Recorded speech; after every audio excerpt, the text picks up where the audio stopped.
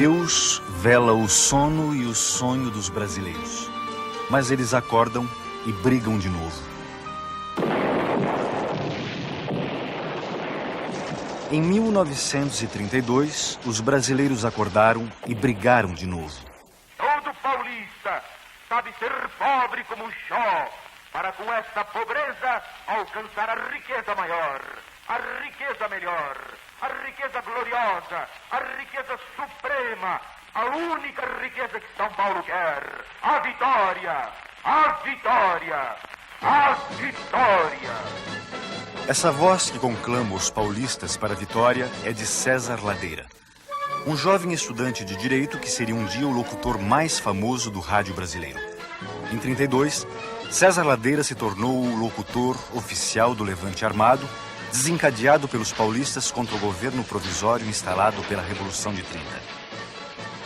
Para os paulistas, o governo provisório sediado no Palácio do Catete, chefiado por Getúlio Vargas, se transformara numa ditadura.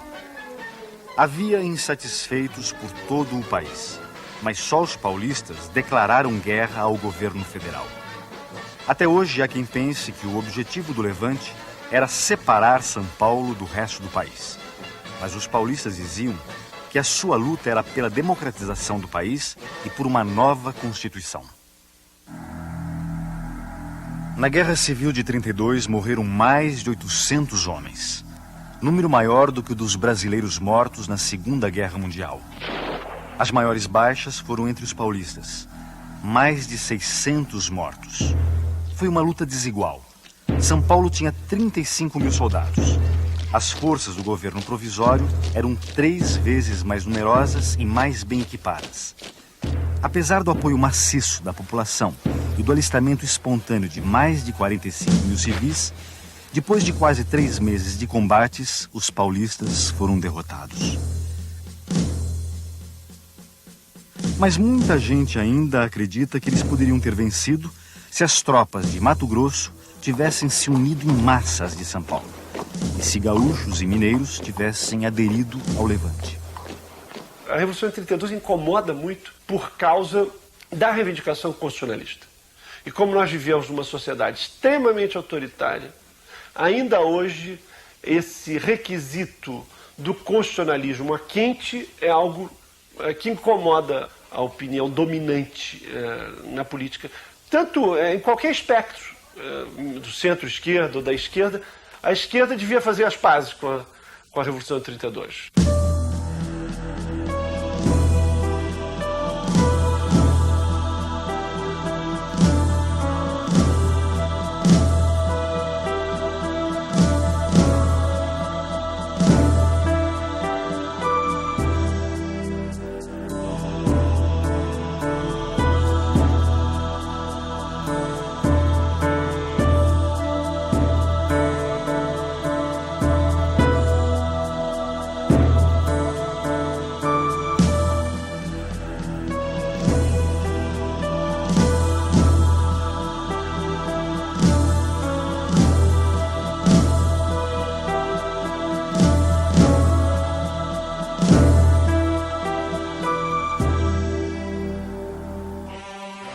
Foi com euforia que a população de São Paulo saudou a vitória da Revolução de 30.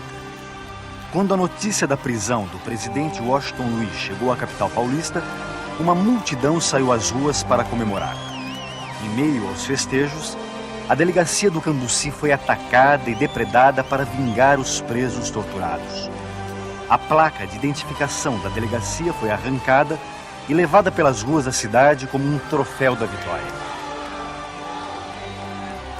Nestas imagens, o general Miguel Costa é carregado em triunfo pelas ruas de São Paulo. Derrotado no movimento militar de 1924, Miguel Costa percorreu o país à frente da coluna que levava o seu nome e o de Luiz Carlos Prestes.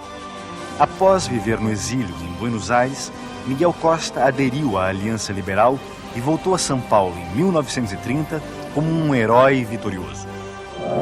Quando o trem da vitória, trazendo Getúlio Vargas do Sul, passou por São Paulo, foi feita a foto oficial do alto comando militar e político da Revolução de 30. Ao lado de Miguel Costa, posaram para a história o tenente-coronel Góes Monteiro e Getúlio Vargas. Na verdade, havia mais alguém sentado ao lado de Getúlio Vargas. Era Francisco Morato, presidente do Partido Democrático, que fora ao encontro de Getúlio Vargas na expectativa de ser confirmado como interventor do governo provisório em São Paulo.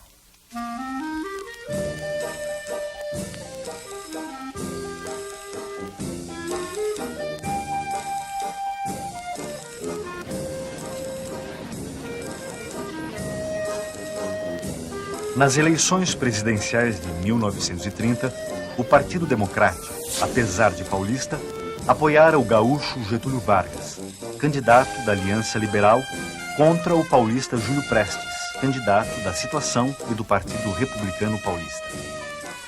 O PRP representava os interesses da oligarquia de São Paulo e de Minas Gerais, que na República Velha fazia os presidentes a seu bel prazer.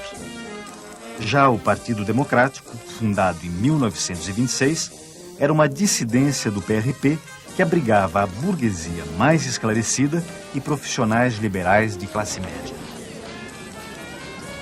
O Partido Democrático era um partido de quadros mais jovens, tinha uma ligação real com a classe média e era, através das suas figuras mais proeminentes, um partido de professores e de advogados. E, nesse sentido, ele era muito sensível a esse ideário do constitucionalismo, da verdade eleitoral, da representação, etc. Por ter apoiado a candidatura de Getúlio, com a vitória da Revolução de 30, o Partido Democrático acreditou que havia chegado a sua hora de passar da oposição para a situação. Mas os líderes da Revolução não confiavam nos democratas paulistas. Aos olhos dos tenentes, os políticos paulistas eram todos farinha do mesmo saco. E, no fundo, só pensavam numa coisa: conquistar o poder estadual e federal. Para impedir que isso acontecesse, os tenentes reivindicaram o Palácio dos Campos Elíseos, sede do governo de São Paulo, e foram atendidos pelo governo provisório de Getúlio Vargas. O interventor não seria nem civil nem paulista, mas militar e pernambucano. O nomeado foi o coronel João Alberto, aqui visto quando era chefe de destacamento da coluna Miguel Costa Prestes. O comando da Força Pública de São Paulo foi entregue a Miguel Costa, que contava ainda com a sustentação política de uma força paramilitar, a Legião Revolucionária. Para os tenentes, democracia era democracia social. Era dar poder a novos grupos, era revitalizar, digamos assim, classes e grupos sociais que jamais tinham tido voz, para justamente neutralizar essas velhas oligarquias. Portanto, democracia tinha que ser alguma coisa anti-oligárquica. Para os grupos paulistas, democracia era democracia formal, era democracia jurídica, e não tinha nada a ver com a democracia social. João Alberto governou apenas 40 dias. Nesse período, tomou medidas que deixaram as classes dirigentes assustadas. Aumentou os salários em 5%. Estabeleceu a garantia de um mínimo de 40 horas semanais de trabalho e permitiu que se instalasse em São Paulo uma seção do Partido Comunista. O que mais se ouvia nos corredores da Federação das Indústrias de São Paulo era que os tenentes haviam trocado seu antigo ideário liberal por um programa de reformas sociais de cunho socializante. Além do receio de que o comunismo rondava o país, o empresariado paulista sofria os efeitos mais duros da depressão econômica internacional. Entre 1928 e 1930, as exportações brasileiras haviam caído de 96 milhões para 65 milhões de libras. Quando Vargas tomou posse, 30 milhões de sacas de café, sem compradores, ameaçavam apodrecer nos armazéns. Como a Revolução pretendia limitar o poder dos barões do café, mas não a pujança do nosso principal produto de exportação, um paulista foi nomeado para o Ministério da Fazenda e outro para a presidência do Banco do Brasil. Por algum tempo, os preços do café foram sustentados artificialmente pelo governo provisório, e não apenas através de subsídios. Para diminuir o estoque, o governo ordenou a queima de toneladas de café. Nem assim os preços subiram. A temperatura política, no entanto, continuou a subir. Em 28 de abril de 1931, o 6º Batalhão de Infantaria da Força Pública subleva-se no Cambuci, na capital paulista, com a participação de membros do Partido Democrático. Não dá em nada, mas é o primeiro sinal de que os paulistas estavam dispostos a tudo para se livrar da tutela dos tenentes. Ficou muito claro que os tenentes não iam ser derrotados sem luta. Então foi essa ideia de que estavam esgotadas as possibilidades, não é, de uma negociação que levasse efetivamente à constitucionalização rápida do país e à autonomia de São Paulo, que precipitaram a crise. O que é que desperta fundamentalmente essa massa de classe média, sobretudo, que vai para a rua em 1932? É a ideia de que São Paulo foi prejudicado, que São Paulo foi ferido, que São Paulo carrega os demais estados da federação, que são 20 vagões vazios, que o São Paulo foi ocupado por um tenentinho qualquer, que era o tenente João Alberto.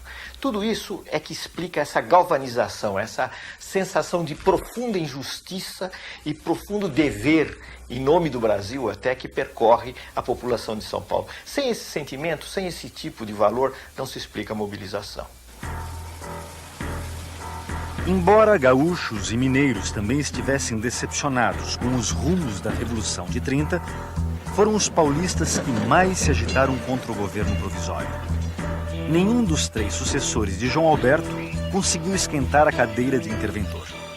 Contra a vontade de João Alberto e Miguel Costa, Getúlio escolheu para interventor o civil e paulista Laudo de Camargo. Sem contar com o apoio dos políticos paulistas, Laudo de Camargo renuncia ao cargo 3 meses depois.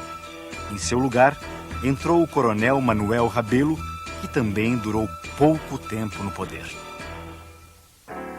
Estes respeitáveis senhores são políticos, funcionários públicos e jornalistas de São Paulo, unidos para completar o alargamento da Rua São João, fazendo surgir a Avenida São João.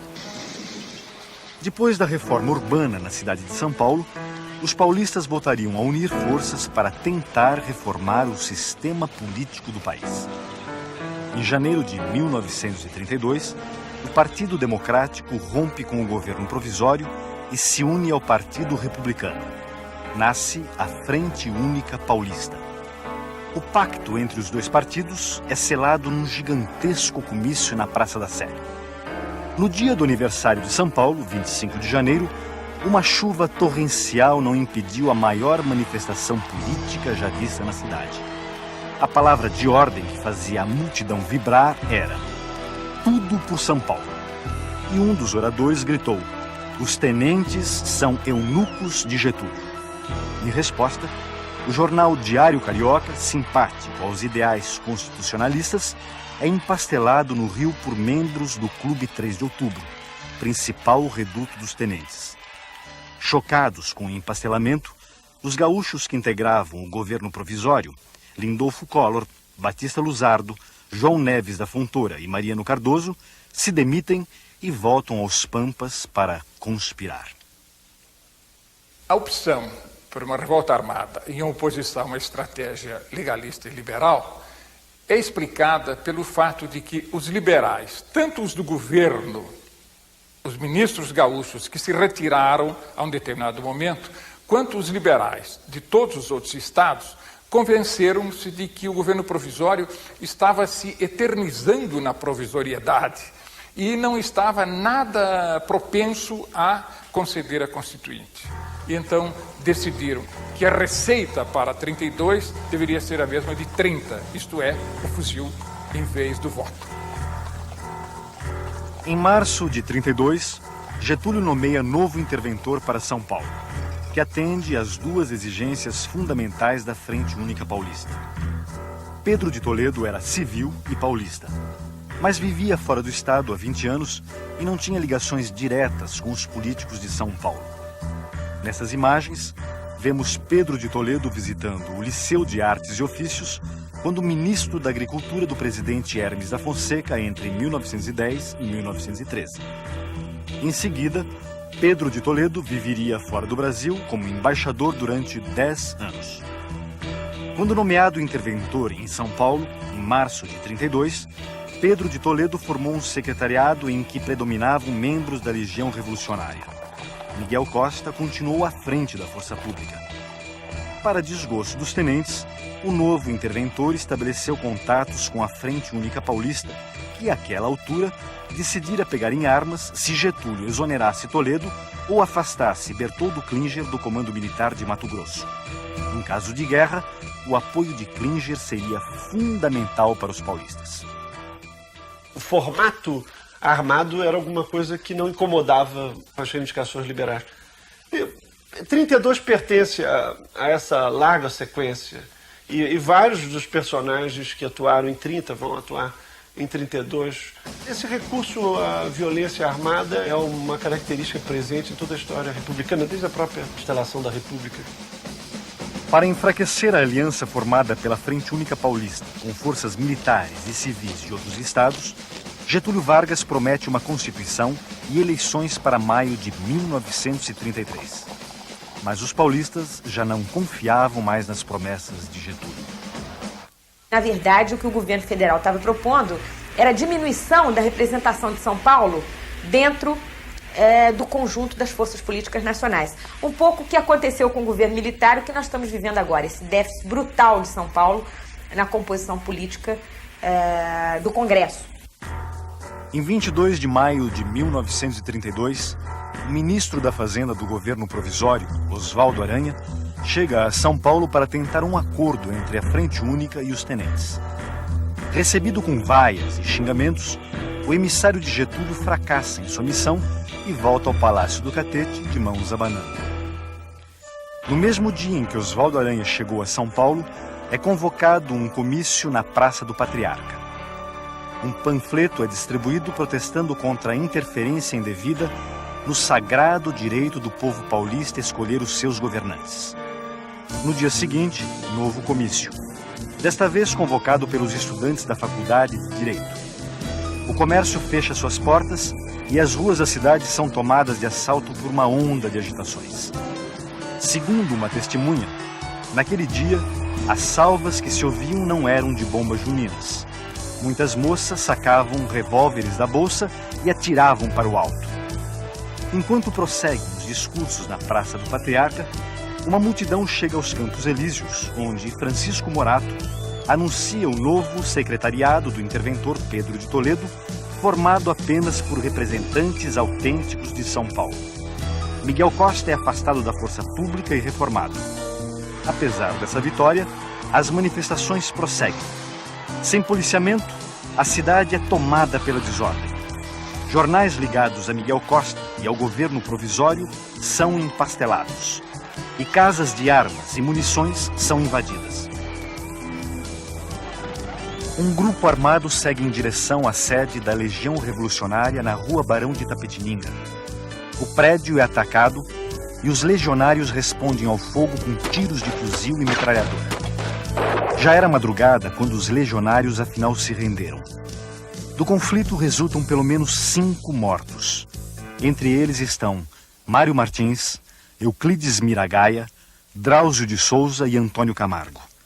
São os primeiros mártires da Guerra Civil prestes a eclodir.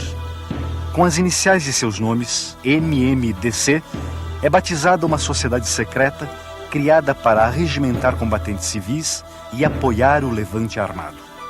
23 de maio é o dia em que essas forças que acabaram concretizando a Revolução de 32 extinguiram o seu inimigo interno, que era a Legião e Miguel Costa. E em 9 de julho eles avançam contra o inimigo externo, que era a chamada ditadura. Se a guerra viesse, os paulistas contavam com a adesão do Rio Grande do Sul, Minas e Mato Grosso. As tropas de Mato Grosso enfrentavam dificuldades quando o seu comandante, general Bertoldo Klinger, acendeu o estupim com uma carta contra o novo ministro da Guerra de Getúlio. Destituído do comando, Klinger seguiu para São Paulo com alguns oficiais, mas sem os 6.000 soldados e as dezenas de canhões que havia prometido. Já era tarde para São Paulo recuar. A princípio marcada para o dia do aniversário da Revolução Francesa, 14 de julho, o levante paulista estoura no dia 9. Eu caracterizaria o movimento paulista, um pouco esquematicamente, como sendo um movimento federalista, civilista, liberal e socialmente conservador, contra o governo central, que naquele momento se caracterizava por ser centralizador, por ser autoritário, por ser dominado por militares e por ser socialmente reformista. Eu creio que assustava um pouco, não só as elites paulistas, mas as elites de todos os estados, o lado reformista do tenentismo.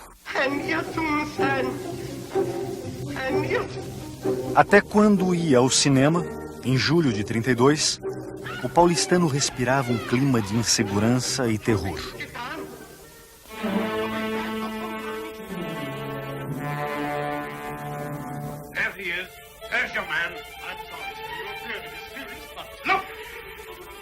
Enquanto as trevas baixavam nas telas, o levante armado saía às ruas.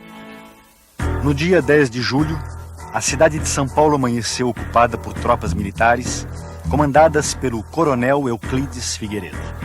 Sem um único tiro, as centrais telefônicas são tomadas por estudantes do MMDC. Outros revoltosos ocupam as emissoras de rádio e as estações telegráficas. O general Miguel Costa é preso em sua casa, de onde não seria libertado até o fim da Guerra Civil. O MMDC instala seu comando na Faculdade de Direito do Largo de São Francisco, para onde se dirigem os voluntários alistados. O velho general Isidoro Dias Lopes, chefe da Revolução de 1924, é o líder militar do levante e o comando das operações fica com o general Bertoldo Klinger.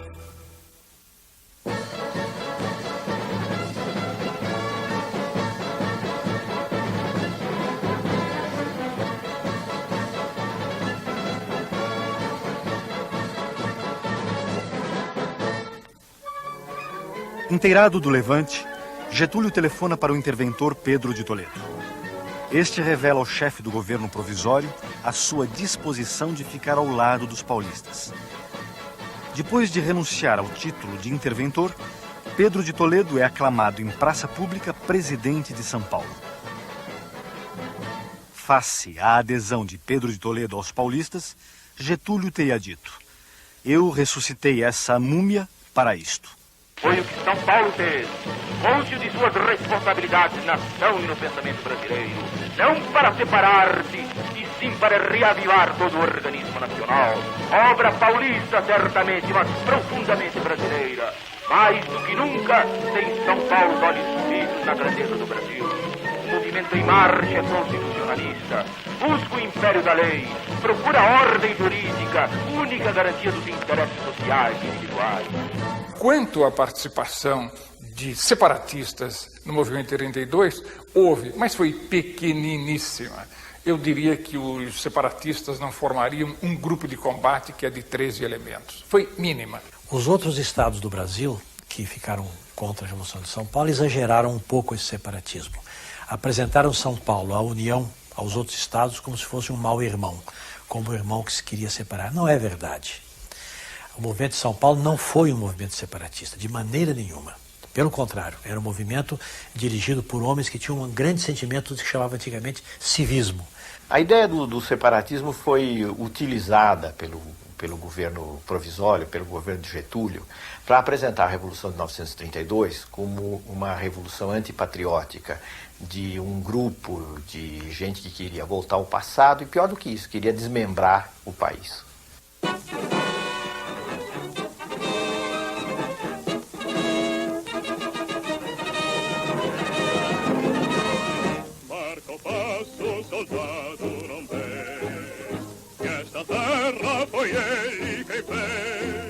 Os planos do levante previam uma ação rápida para derrubar Getúlio e erradicar a influência dos tenentes.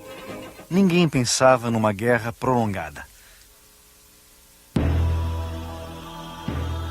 Mas a guerra civil durou quase 3 meses e mobilizou um total de 150 mil homens. Nunca houve no Brasil, neste século, um conflito armado dessa dimensão.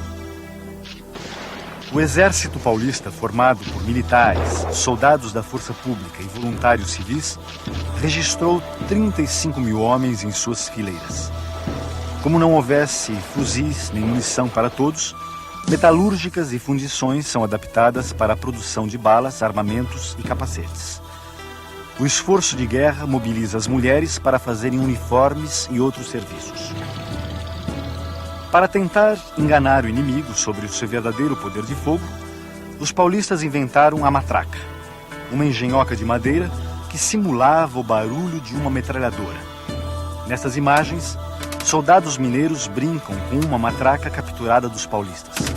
Segundo os mineiros, a matraca não assustava ninguém, pois não podia ser ouvida a mais de 50 metros.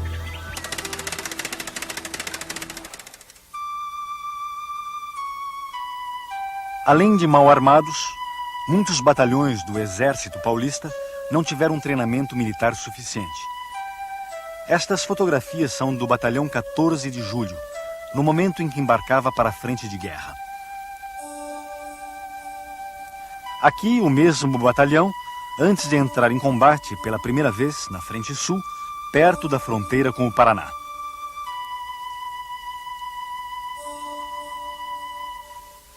Depois de 2 dias de combates, eles bateram em retirada, deixando para trás 11 mortos e 45 prisioneiros. Foi a primeira de uma série de vitórias das tropas federais, comandadas pelo general Valdomiro Lima, que seria, depois da guerra, um novo interventor em São Paulo. Sem a adesão do Rio Grande do Sul e de Minas, não há possibilidade de vitória militar para São Paulo. Quando o general Flores da Cunha, interventor no Rio Grande do Sul, e Olegário Maciel, interventor em Minas Gerais, mobilizam suas forças contra São Paulo, a sorte do levante é selada. Com uma vitória dessa natureza contra o governo central, São Paulo teria, o poder de São Paulo seria incontestado, quase incontestável. O receio deste predomínio excessivo, eu creio que foi o grande freio usado com astúcia pelo governo central para convencer Minas e Rio Grande do Sul a não apoiarem a revolta. Cercados em várias frentes e em retaguardas não previstas, os paulistas lutaram praticamente sozinhos até o fim. Com poucos soldados, ocuparam um ponto estratégico. Este túnel ferroviário, a 1.800 metros de altitude na Serra da Mantiqueira, na fronteira com Minas Gerais. Por aqui deveriam chegar reforços mineiros, mas as tropas de Minas já chegaram atirando. A luta no túnel durou 2 meses. Apesar dos árduos combates, ainda sobrou tempo para os mineiros encenarem um ataque aéreo dos paulistas.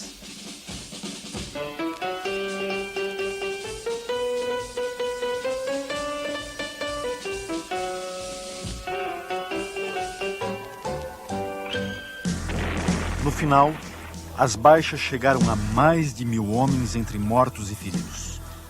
Do ponto de vista militar, a Batalha do Túnel foi decisiva para a vitória das tropas do governo provisório. Numa retaguarda, os paulistas venceram todas as batalhas. Na retaguarda de São Paulo. Nunca se havia visto tamanha mobilização em torno de uma causa.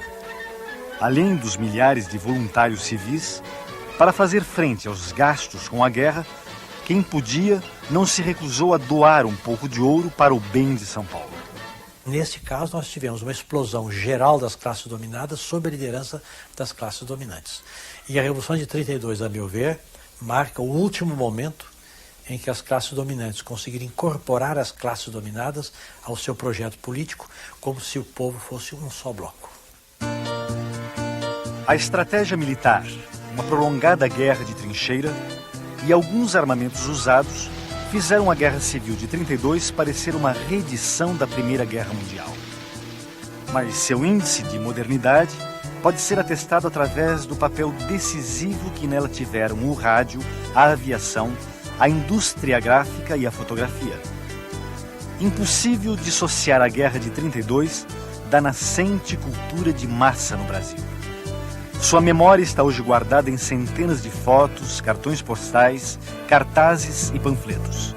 E também nos vários hinos marciais, especialmente compostos para encher os paulistas de brilhos. Esta terra foi ele quem fez, e teu passo é compasso seguro, de um passado, um presente, um futuro. É soldado que grande tu és, tua terra... Eu creio realmente que a ideia da Constituição era uma ideia muito abstrata, mas a ideia da autonomia e o sentimento regionalista não eram nada abstratos. Os medos do comunismo também não eram nada abstrato. O grande tribuno da Revolução, o Ibrahim Nobre, apresentou 32 como a luta de Jesus contra Lenin. Esse foi um dos grandes elementos da manipulação. Assim que tomou conhecimento do bombardeio das cidades paulistas pelos aviões do governo provisório, Santos Dumont encaminhou à imprensa o seu protesto. Amargurado com a utilização do seu invento como arma de guerra, o pai da aviação se suicidou no Guarujá, no dia 23 de julho. Nem todos acreditam que o suicídio tenha relação com a Guerra Civil de 32. De todo modo, sua morte em nada alterou o ritmo da guerra. Depois de um batalhar sem tréguas, em que foram atiradas contra nós as forças armadas de todo o país, teve a ditadura de se convencer de que elas não bastavam para nos abater e humilhar. Improvisamos rapidamente todos os nossos meios de defesa e resistimos ao monstro, apoiados nas colunas de aço da opinião pública, impossível ser vencida pelo canhão ou pela espada. Apesar do otimismo dos discursos, desde cedo ficou claro que as tropas de São Paulo não poderiam conter o avanço das forças do governo provisório. No dia 12 de agosto, o comandante das forças militares de São Paulo, Bertoldo Klinger, daria o primeiro passo com vistas a um armistício. Mas as condições humilhantes impostas por Getúlio fazem o general desistir da proposta. A guerra prossegue por mais de um mês. Até que, a 29 de setembro, Bertoldo Klinger tenta novamente um armistício honroso. Tudo indica que desta vez será diferente. Mas não foi. O protocolo de exigências entregue pelo general Góes Monteiro é considerado desonroso e os planos de paz voltam à estaca zero. Por algum tempo, os soldados mineiros continuaram podendo fazer pequenas encenações para a câmera.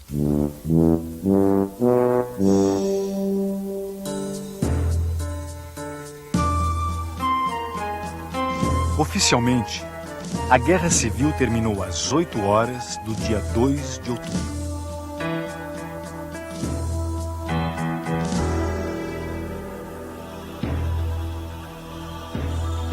Às 3h30 da tarde, os oficiais da Força Pública de São Paulo comunicaram a Pedro de Toledo, no Palácio Campos Elíseos, a deposição do governo paulista.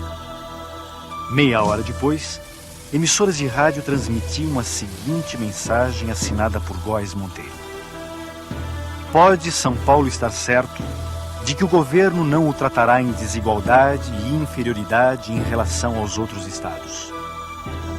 No final da tarde, Pedro de Toledo recomendou aos seus assessores: vamos para casa esperar a prisão. Enquanto os soldados de São Paulo são presos e muitos paulistas saem às ruas para protestar contra o armistício, na frente de guerra alguns combatentes se recusam a aceitar a derrota e batem em retirada para Mato Grosso, dispostos a resistir. Entre eles estava o coronel Euclides Figueiredo, que só foi preso 12 dias depois do final da guerra, com outros 9 combatentes. Paulo Duarte era um desses combatentes. Neste pequeno depoimento, ele faz um balanço sobre o movimento de 32. Toda a nossa luta, ela foi integralmente no sentido de repor os princípios de 1930. Quer dizer, a fraude eleitoral não podia se repetir mais. O peculato não podia se repetir mais. O chamado coronelismo estava acabado para nós. Certamente 32 não significa o retrocesso, porque 32 só significa o retrocesso se você acreditar piamente que 1930 significa o progresso. 1930 não significa só o progresso, significa também o prenúncio do autoritarismo de 37. O governo provisório alegou que a Revolução de 1932 foi um movimento antidemocrático e contra o progresso. Eu creio que isso é uma simplificação. Vistas as coisas de hoje, eu diria que do ponto de vista da ideologia liberal das classes dominantes foi um progresso. E um progresso que beneficiou o país, porque fez o país entrar numa fase legal com a Constituição de 1934. Agora, ameaçou ser um movimento de regresso do ponto de vista sociológico, porque o Estado brasileiro, que era um Estado mais forte, estava se preparando, já tinha começado a fazer uma legislação social e a tomar medidas que atendiam aos interesses das classes dominadas. E isso a Revolução de 32, se fosse vitoriosa, poderia ter comprometido.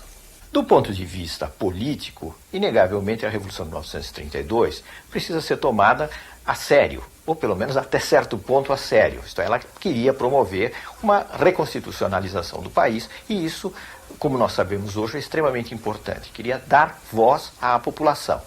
Certamente o que se entendia por população, o que a elite paulista entendia por população, não era exatamente a grande massa da população. Então, há um corte democrático, liberal e elitista na Revolução de 1932. Mas não há dúvida nenhuma que nós oscilamos entre uma democracia representativa limitada e o populismo. As escolhas ficam aí abertas para quem quiser fazê-las. No final de outubro de 32, depois de um tempo na prisão, os principais líderes do levante armado partem para o exílio. São 25 militares e 41 civis. Entre eles estavam Casper Líbero, Prudente de Moraes Neto, Júlio Mesquita Filho e Austrégésilo de Ataíde. Alguns dos líderes do levante de 32 partiram para o desterro a bordo de um navio ironicamente chamado Siqueira Campos, em homenagem ao herói tenentista. Outra ironia. Os paulistas exilados em Portugal não votariam nem poderiam ser votados nas eleições de 1933 para a Assembleia Nacional Constituinte, pela qual tanto haviam lutado.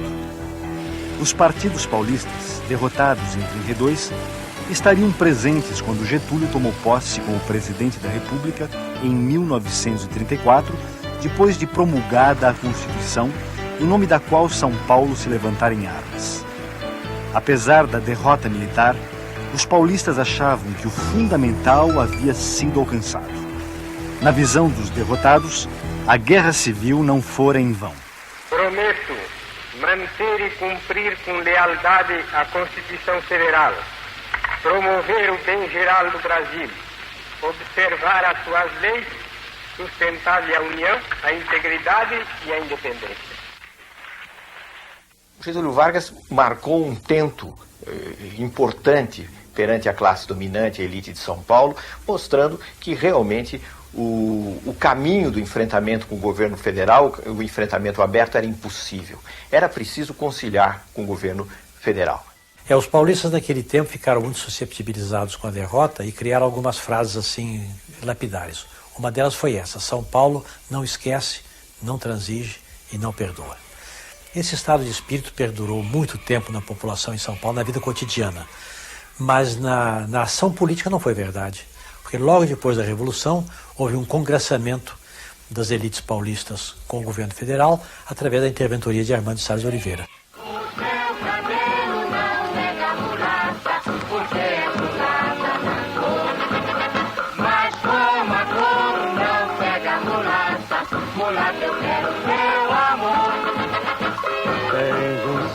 amor, vem do Brasil, tens alma cor de anil.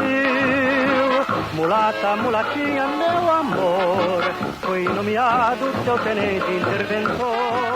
Essa referência aos tenentes interventores da Revolução de 30 foi feita no Carnaval de 1932 pela marchinha O Teu Cabelo Não Nega. No Carnaval de 33, foi a vez da Guerra Paulista ser lembrada nas ruas e nos salões.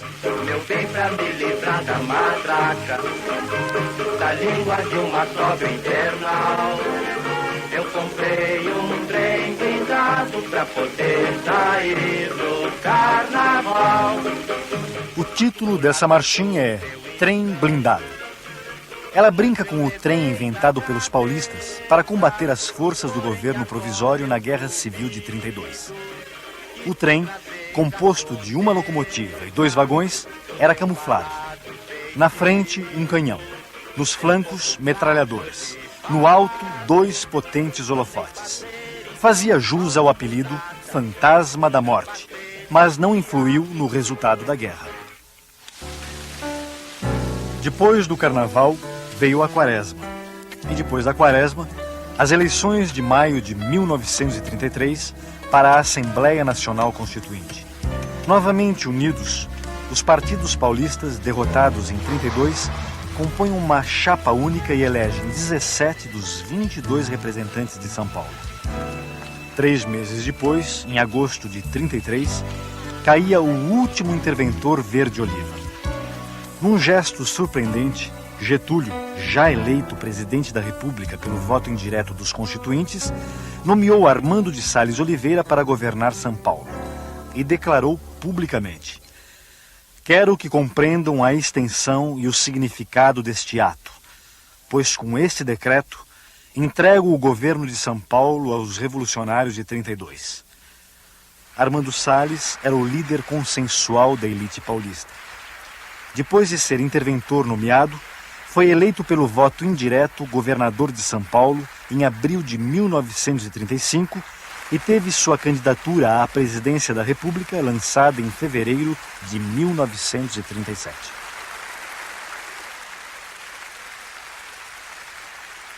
A nossa campanha está aberta e as suas perspectivas são tais que os próprios cegos as veem.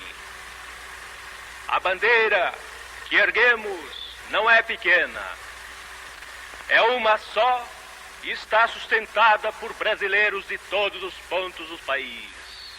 O seu tamanho, por conseguinte, é o do próprio Brasil.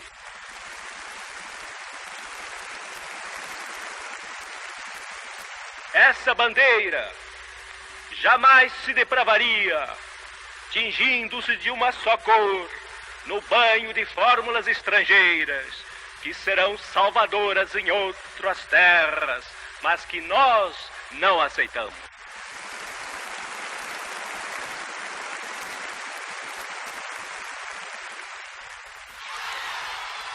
Apesar dessas manifestações de entusiasmo, as eleições presidenciais previstas para janeiro de 1938, afinal, não aconteceram. Getúlio e os militares que o cercavam rasgam a Constituição de 1934 e fazem baixar sobre o país as trevas do Estado Novo. O pretexto dado na época para o golpe foi que só um regime autoritário seria capaz de conter a subversão da ordem pelos comunistas, os vilões nacionais desde 1935, quando uma insurreição militar liderada, entre outros, por alguns tenentes ligados a Luiz Carlos Prestes, fez tremer os alicerces do Palácio do Catete. Até hoje se pergunta em que medida a derrota dos paulistas e do seu ideário liberal, em outubro de 1932, ajudou a aplainar o caminho para a decretação do Estado Novo. A derrota do movimento de 1932 ajudou a aplainar o caminho para o Estado Novo, na medida em que foi a vitória de um poder central onde a ideia de uma ditadura era uma ideia muito forte, desde cedo, desde os anos 1930, a instauração de uma ditadura com permanência no país. Então, na medida em que as forças que se opunham a isso foram derrotadas, sem dúvida a derrota da Revolução de 1932 concorreu para isso. A negociação que se seguiu a 32 foi muito clara. Devolveu-se autonomia a São Paulo, mas uma autonomia leal ao governo central. E essa lealdade foi tão profunda que quando Armando Salles de Oliveira parte com um projeto liberal antagônico ao do Getúlio, São Paulo fica com Getúlio. São Paulo acabou concordando de uma forma ou de outra com o governo varguista, e São Paulo não são só suas elites dirigentes. São Paulo votou maciçamente em Getúlio para senador depois.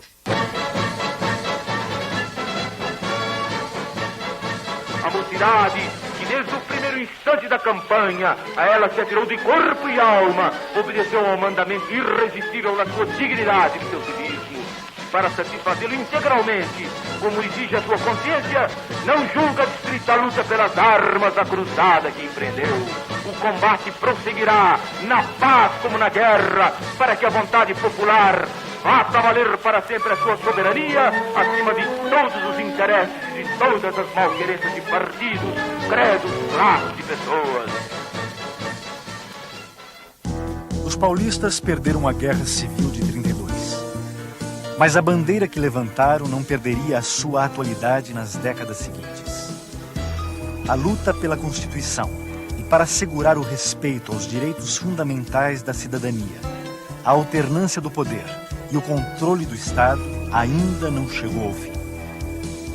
Mesmo que entre os paulistas de 32 se ocultassem raposas separatistas e democratas de fachada, ligados aos interesses de uma elite nada preocupada com a questão social, boa parte da população mobilizada para o Levante foi de fato movida por um sonho. O sonho de um Brasil novo. Para desgraça nossa, o que tivemos no final daquela década foi um Estado novo.